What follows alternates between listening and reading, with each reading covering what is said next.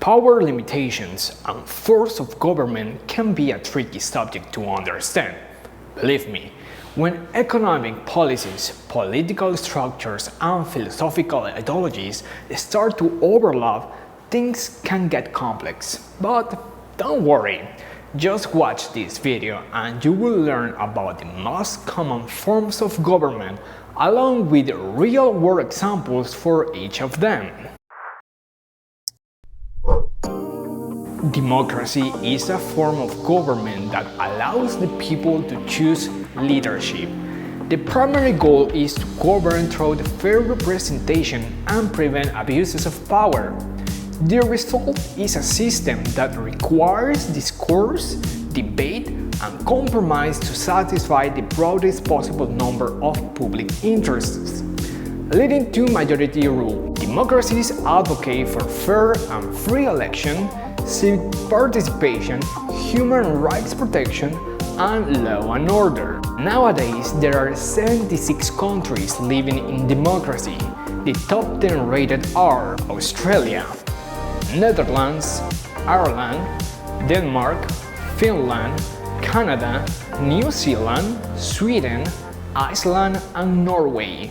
Monarchy is a power system that appoints a person as head of state for life or until abdication. Authority traditionally passes down through a succession line related to one's bloodline and birth order within their ruling royal family, often limited by gender. There are two types of monarchy: constitutional and absolute. Constitutional monarchies limit the monarch's powers as outlined in a constitution, while absolute monarchies give a monarch unlimited power. There are 45 countries living in monarchy, including United Kingdom, Belgium, Spain, Japan, Kuwait, Morocco, and Saudi Arabia. A dictatorship is a nation ruled by a single authority with absolute power and no democratic process. The head of state typically comes to power in a time of upheaval such as high unemployment rates